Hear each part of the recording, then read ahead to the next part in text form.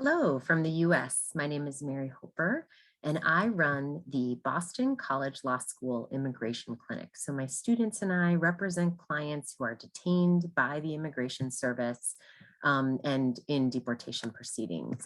So I'm going to talk to you today a little bit about evidence in US immigration detention hearings. So first of all, it's just important to note that immigration law according to US Supreme Court doctrine that has existed since the end of the 1800s, has said that deportation is not punishment, and detention in service of deportation is basically a non-punitive helpmate to deportation. So since neither the deportation process itself is punishment, nor is the detention that facilitates the deportation process punishment, we don't have any of the protections of a criminal fix. So what that means is we don't necessarily have a trial by jury. We don't have a right to court-appointed counsel for somebody who's in this process. And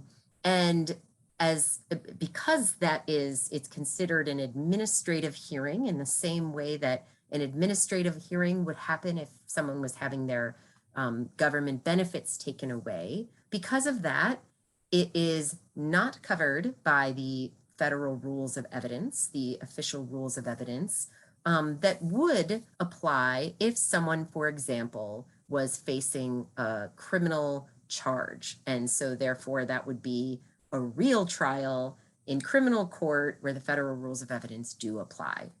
Administrative law has for years been considered essentially agency law. And the US government actors that enforce immigration law and adjudicate immigration law claims all work for the executive branch of the working under the President of the United States and not the judicial branch of government. There is some involvement by the judicial branch of government, and I'm going to go through and explain that. So first off is just explaining a little bit about the process. Okay, so when somebody is arrested in the interior of the United States, they would be arrested by ICE, the Immigration and Customs Enforcement. I think of them as the police of immigration law because they do the arresting. They also are the ones who decide, because they have just arrested this person, they also decide whether that person is going to be released either on a bond where they have to pay a set amount of money, like 5,000 US dollars to be released, and they'll get that money back as long as they keep coming back to court or to any other immigration appointments. Or they may release somebody with no bond, but on conditions of release, like an ankle monitor or a GPS tracker on a person's phone. So ICE is the sub-agency within our Department of Homeland Security that does all the interior arrests. Now, somebody may also be detained at the border by Customs and Border Protection, which is another sub-agency of the Department of Homeland Security. And then they may be detained while they, for example, are seeking asylum in the United States.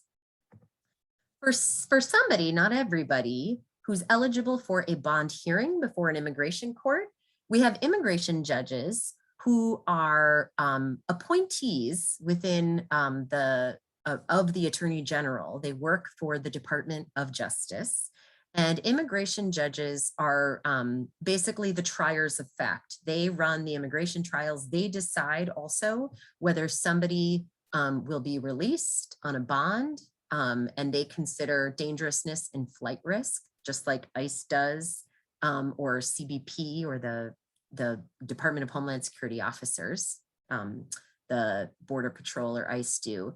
So in the same way, the immigration judge basically decides, is this person a danger or a flight risk?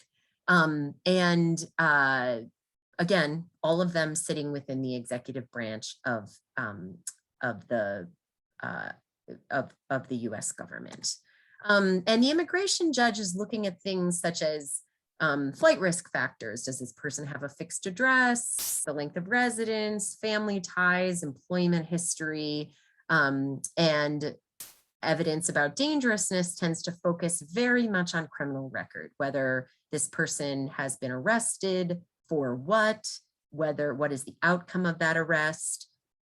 And then certainly immigration related violations too are relevant in a bond determination.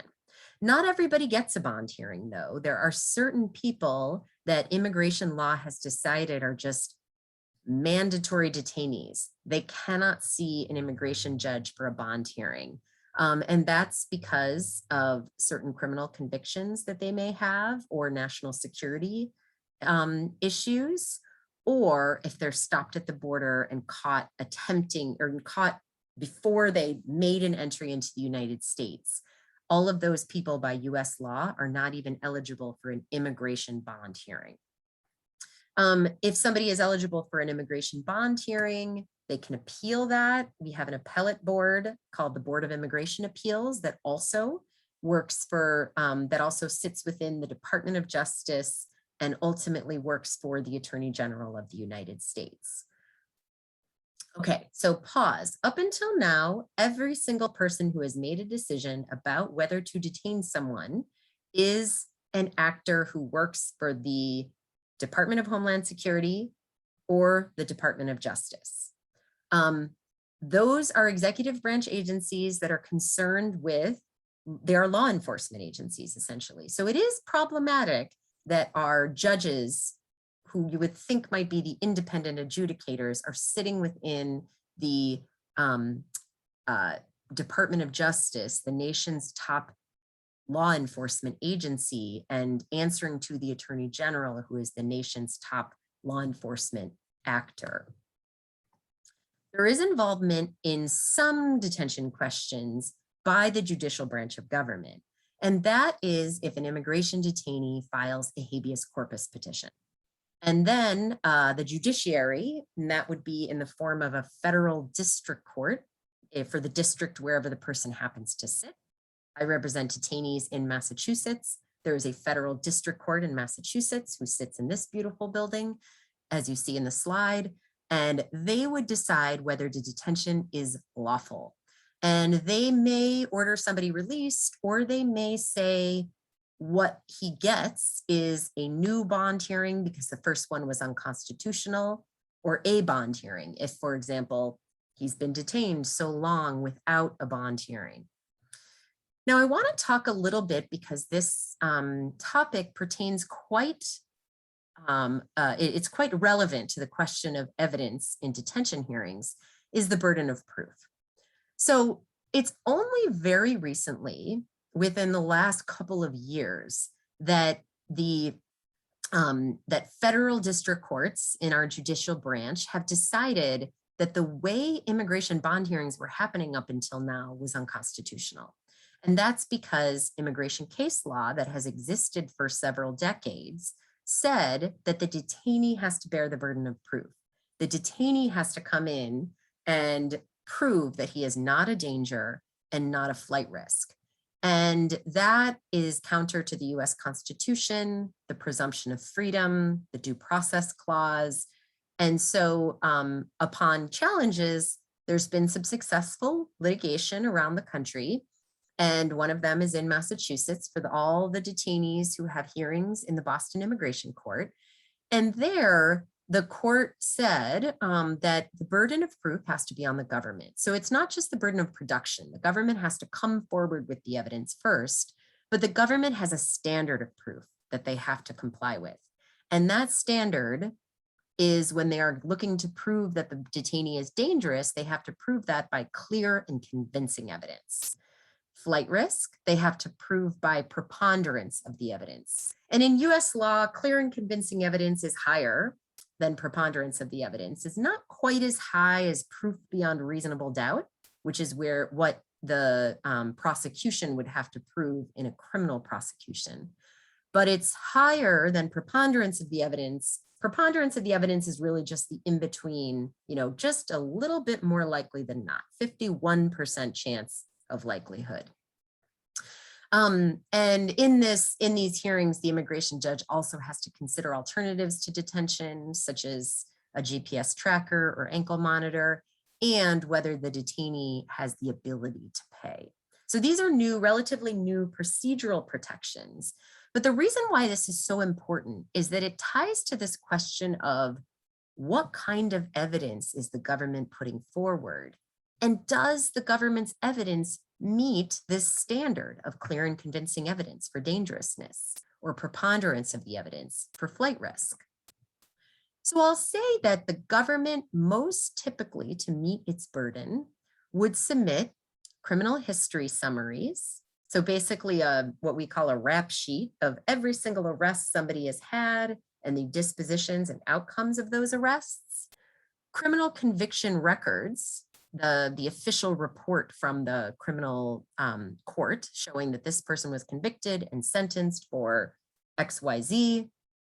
Police reports, even if the charge was dismissed, the police report is something that the government often puts forward and really features in a bond hearing. They like to read the details of the police report, and there is certainly in a lot of these hearings very much a presumption of everything that's in the police report is true, even if it was later dismissed by the criminal justice system, by the criminal court. And then the last piece of evidence that we've seen quite a bit is gang verification documents. I'll show you an example of one. And this is basically in cities around the US, Boston is one of them where I work. Certain police forces have a gang database where they are keeping track of people who they believe are members of certain street gangs. This is an example of a client of mine. Obviously, it's doctored up to protect his identity. And he was charged as being an MS-13 gang member. And I say charged, he wasn't criminally charged. There was no criminal disposition related to any gang membership.